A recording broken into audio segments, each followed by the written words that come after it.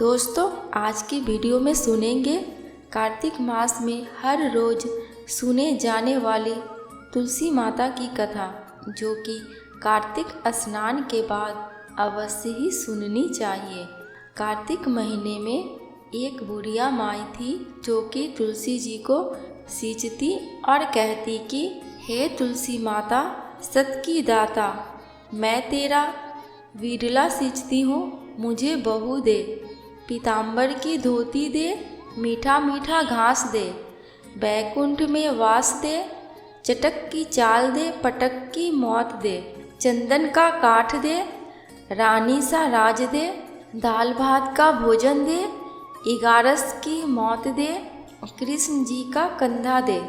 तब तुलसी माता यह सुनकर सूखने लगी तो भगवान कृष्ण ने पूछा कि हे तुलसी, तुम क्यों सूख रही हो?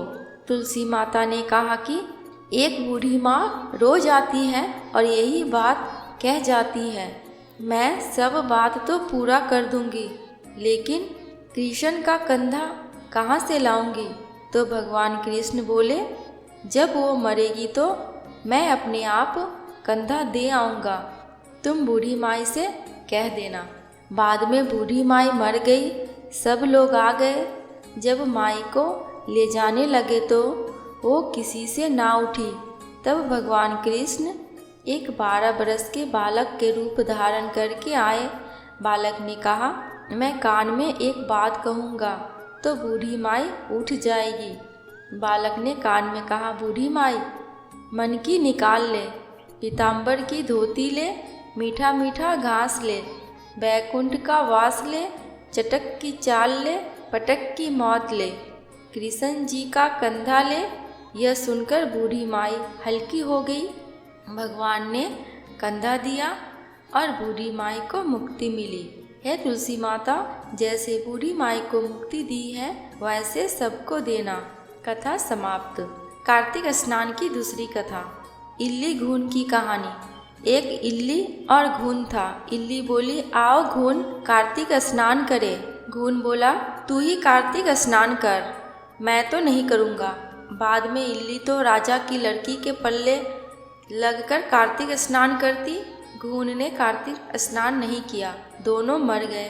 बाद में इल्ली के कार्तिक स्नान के पुण्य के कारण राजा के घर जन्म हुआ और घून राजा के घर गधा बन गया। राजा ने बेटी के विवाह का दावा निकाला। बेटी ससुराल जाने लगी तो उसने अपनी पालकी रुकवाई और राजा से कहा, यह गधा मुझे चाहिए। तब राजा ने कहा, यह मत ले जा, चाहे और धन दौलत ले, पर लड़की नहीं मानी, मुझे तो यही चाहिए। गधे को रथ में बांध दिया तो गधा दौड़ने लगा।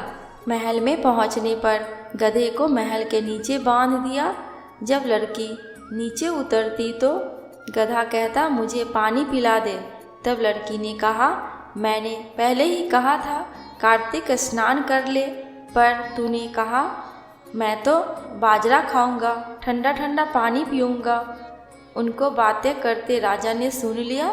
जब राजा ने कहा कि आप मुझे सारी बात बताओ, तब रानी ने राजा को सारी बात बताई कि मैं पिछले जन्म में इल्ली थी और ये घून था।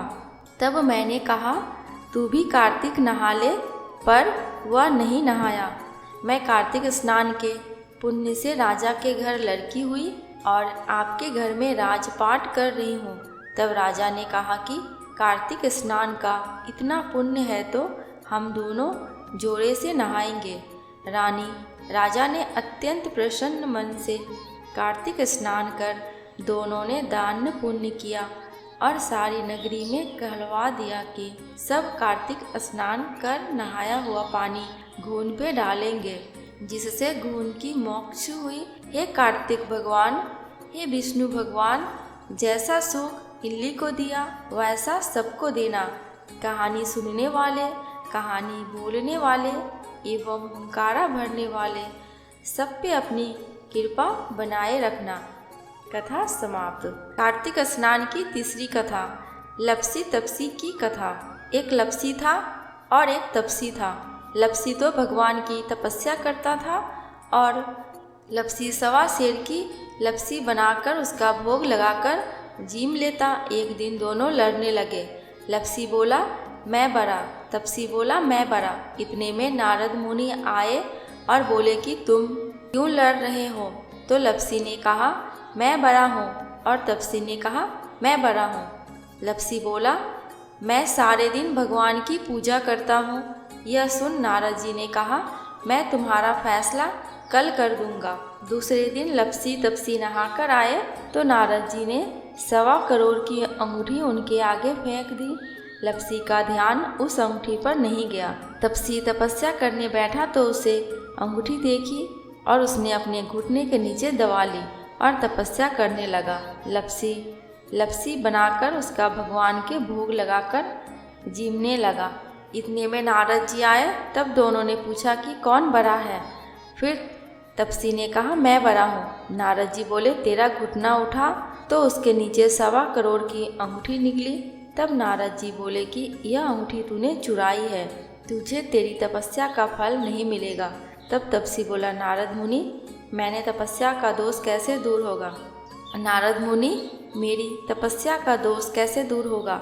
नारद जी ने कहा रोटी बनाकर बांटा कर, नहीं बनाया तो फल तुझे होगा। ब्राह्मण जीमा का दक्षिणा नहीं दे तो फल तुझे होगा। साड़ी दे के ब्लाउज नहीं दिया तो फल तुझे होगा। दिया से दिया जलाया तो फल तुझे होगा। सब व्रत त्योहार की कहानी सुनने के बाद तेरी कहानी नहीं सुने तो फल तुझे होगा। तब से लपसी तपसी की कहानी सुनी जाती है। कथा समाप्त। दोस्तों कमेंट बॉक्स में भगवान विष्णु एवं माता लक्ष्मी एवं भगवान श्री कृष्ण की जयकारा लगाना बिल्कुल भी मत भूलना। आपको मेरे चैनल पे व्रत त्योहारों की जानकारियाँ एवं उनसे जुड़ी कथा कहानियाँ मिलती रहेंगी। अगर आपको ये वीडियो थोड़ी सी भी अच्छी लगी हो तो प्लीज़ मेरे चैनल को सब्सक्राइब करके मेरी वीडियो को लाइक एंड शेयर कर देना। अंत तक वीडियो में बने रहने के लिए आपका दिल से बहुत बहुत शुक्रिया।